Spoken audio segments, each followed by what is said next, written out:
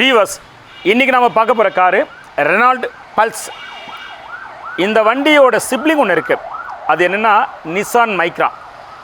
உங்களுக்கு தோணலாம், sir Renault பல்ஸை பற்றி பேசும்போது எதுக்கு சார் நிசான் மைக்ரா சிப்ளிங்லாம் பற்றி பேசுகிறீங்கன்னா, இதுக்கான காரணம் இருக்குது. இந்த வீடியோ நீங்கள் பார்த்துட்டே வந்தீங்கன்னா தெரியும் நான் ஏன் இதை இப்போ சொன்னேன் அப்படிங்கிறது. சரியா?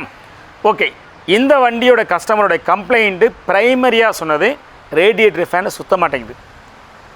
இதோட இன்னொரு செகண்டரி கம்ப்ளைண்ட்டும் சொல்லியிருக்காரு, சார் ஏசியுமே வரமாட்டேங்குது அப்படின்னு இருக்காரு. இப்போ நாம் என்ன பண்ண போகிறோன்னா, ரேடியேட்டர் ஃபேனை சுத்தாததுக்கான ரூட் காஸ் எது, இதை தான் நம்ம ஐடென்டிஃபை பண்ண போகிறோம். இப்போ இதை ஐடென்டிஃபை பண்ணுறதுக்கு நாம் நிறைய மெத்தட் இருக்குது. அதில் ஒன் ஆஃப் த லேட்டஸ்ட்டு, சரிங்களா, ரொம்ப அக்யூரஸியாகவும் ரொம்ப குயிக்காகவும் கண்டுபிடிக்கிறதுக்கு நம்ம ஒரு டூல் யூஸ் பண்ண போகிறோம். அந்த டூல் பேர் இங்கே பாருங்கள். இந்த டூல் இப்போ நம்ம கேரேஜில் ஒன்று ஆட் ஆகிருக்கு. இந்த டூல் பேர் லான்ச்சில் X431 Pro 3 லிங்க் அப்படிங்கிற ஒரு டூல். இந்த டூலை வச்சு இப்போ நம்ம இதை டயக்னோஸ் பண்ணி ப்ராப்ளத்தை நம்மளால் கண்டுபிடிக்க முடியுதா அப்படிங்கிறத நம்ம இன்றைக்கி பார்க்க போகிறோம். சரியா? ஓகே, இப்போது இந்த வண்டியில் நம்ம வந்து ரீட் பண்ணி பார்க்கலாம், அதாவது டிடிசி கோடு என்ன இருக்குன்னு. ஓகே, இப்போ இந்த வண்டியை ஸ்கேன் பண்ணினதில் எரர் கோடு இருக்கான்னு பார்ப்போம். மொத்தம் 3 எரர் கோடு இருக்குது. சரிங்களா? ECMல 2 எரர் கோடு, இந்த IPDUவில் ஒரு எரர் கோடு. இந்த 3 எரர் கோடில் இந்த IPDUவை நம்ம இக்னோர் பண்ணுற போகிறோம். என்ஜின் கண்ட்ரோல் மாடலில் 2 எரர் கோடு இருக்குது. அதில் இந்த ரெஃப்ரிஜரண்ட் சென்சார் சர்க்யூட் இருக்குல்ல, இது மட்டும்தான் இந்த ரேடியேட்டர் ஃபேனு சுத்தாததுக்கான கரஸ்பாண்டிங் எரர் கோடு. இந்த எரர் கோடை சால்வ் பண்ணால் இந்த ரேடியேட்டர் ஃபேன் இஷ்யூ சால்வ் ஆகிடும். சரிங்களா?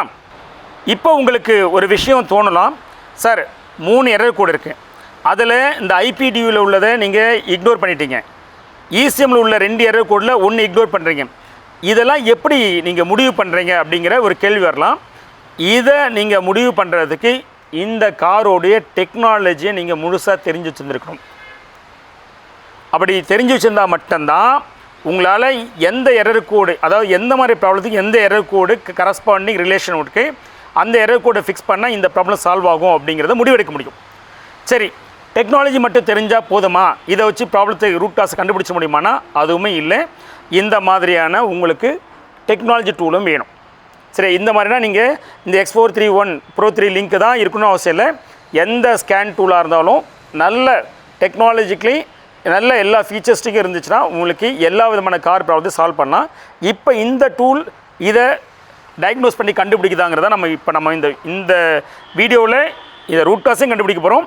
இந்த டூல் காம்படபிலிட்டி இருக்கா, சரியா, இந்த டூல் வந்து கேபபிளாக இருக்கா இந்த ரூட் காஸை கண்டுபிடிக்கிறது, அதையும் தான் சேர்த்து பார்க்க போகிறோம். சரியா?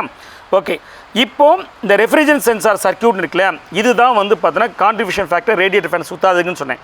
இப்போ உங்களுக்கு ஒரு கேள்வி வரலாம், சார் ரேடியேட்டர் ஃபேன் சுத்தாததுக்கு error code radiator fan not working, radiator issue, இந்த மாதிரி எரர் கோடு வந்திருக்கு, ரெஃப்ரிஜரண்ட் வந்திருக்கு, அதையும் எப்படி சார் நீங்கள் கனெக்ட் பண்ணுறீங்க அப்படின்னு ஒரு கேள்வி வரலாம். அதுக்கு தான் சொன்னேன் உங்களுக்கு இந்த டெக்னாலஜி தெரிஞ்சுக்கணும், காரோட டெக்னாலஜின்னு. இந்த காரோட டெக்னாலஜியில் என்னென்னா ஒரு அல்காரிதம் இருக்குது.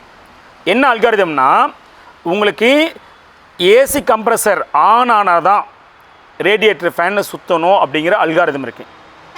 அது ஏன் சார் ஏசி கம்ப்ரஸர் வந்து பார்த்தோன்னா ரேடியேட்டர் ஃபேன் சம்மந்தம் இருக்குன்னா, ரொம்ப எளிமையான விஷயம் என்னென்னா, உங்களுக்கு ஏசி கம்ப்ரஸர் ஆன் ஆனால் தான் ஏசி கேஸ் வந்து பார்த்தீங்கன்னா ப்ரெஷரைஸ் ஆகும், உங்களுக்கு டெம்பரேச்சர் கூட ஆகும், இன்க்ரீஸ் ஆகும். இந்த டெம்பரேச்சர் இன்க்ரீஸ் ஆகிறத ரெடியூஸ் பண்ணுறது தான் இந்த ரேடியேட்டர் ஃபேனை சுற்றணும். ரேடியேட்டர் ஃபேனை சுற்றிச்சுன்னா கண்டென்சரில் கூலிங் எக்ஸ்சேஞ்ச் நடந்து இந்த ரெஃப்ரிஜரண்ட் கேஸோட டெம்பரேச்சர் குறையும். ஸோ இதெல்லாம் தான் ப்ராசஸ்ஸு. சரியா?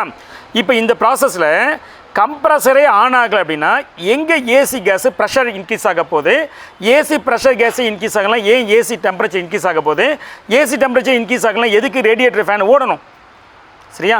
அதனால தான் இந்த காரோட அல்காரிதம் ஏசி கம்ப்ரஸரே ஆன் ஆகலைப்பா, ரேடியேட்டர் ஃபேன் நீயே ஆன் ஆகணும் அப்படின்னு சொல்லி ஆஃப் பண்ணிடுச்சு. சரியா? இப்போ அடுத்தது ஒரு கேள்வி வரும், சரி சார் அப்போ ஏசி கம்ப்ரஸர் ஆன் ஆகுனா ரேடியேட்டர் ஃபேன் ஓடுமான்னு கேட்டால் ஓடும். அப்போது ஏசி கம்ப்ரஸர் ஆன் ஆகினதுக்கு காரணம் என்ன சார் அப்படின்னு கேட்டிங்கன்னா, ஏசி கம்ப்ரஸர் ஆன் ஆகாததுக்கு தான் இங்கே என்ன சொல்லியிருக்கேன், ரெஃப்ரிஜரண்ட் சென்சார் சர்க்யூட் ஃபால்ட்டுன்னு சொல்லியிருக்கேன். அது என்ன சார், இதில் வந்து ஏசி கம்ப்ரஸர் ஃபால்ட்னு வந்தால் பரவாயில்ல, ரெஃப்ரிஜரண்ட் சென்சார் ஃபால்ட்டு இதுக்கும் இந்த ஏசி கம்ப்ரஸருக்கு என்ன சார் சம்மந்தம்னா இருக்குது. இந்த ஏசி கம்ப்ரஸரு எப்போ ஆன் ஆகுனா ரெஃப்ரிஜரேட்டரோட கேஸ் ப்ரெஷர் வந்து பார்த்தோன்னா ஒரு மினிமம் மேக்ஸிமம் வந்து ஒரு ஸ்பெசிஃபிக் டாலரன்ஸ் இருக்குது. அந்த டாலரன்ஸை விட டிவைட் ஆகிருந்துச்சுன்னா இந்த ஏசி கம்ப்ரஸர் ஆன் ஆகாது. அப்படி ஆனால் என்ன ஆகும் சார் அப்படின்னா அந்த ஏசி கம்ப்ரஸர் கண்டமாயிடும். அதனால தான் என்ன பண்ணுறாங்க உங்களுக்கு இந்த லெவல் வச்சுருக்காங்க. அப்போ இதில் என்ன ஆகுதுன்னா அந்த லெவல் மெயின்டைன் ஆகலை அப்படின்னு சொல்லுது. அதனால தான் ஏசி கம்ப்ரஸரை இந்த ECM ஆன் பண்ணலை. எதுக்கு? ஏசி கம்ப்ரஸரை ப்ரொடெக்ட் பண்ணுறதுக்கு. இப்போ இந்த ரெஃப்ரிஜரேஷன் சென்சார் வந்து பார்த்தீங்கன்னா சர்க்யூட் வருதுன்னா அதுக்கு நிறைய காரணங்கள் இருக்கும். வயரிங் சர்க்யூட்டு, சரியா, அஃப்கோர்ஸ் வந்து சென்சார் ஃபால்ட்டு, இந்த மாதிரி இருக்கலாம்.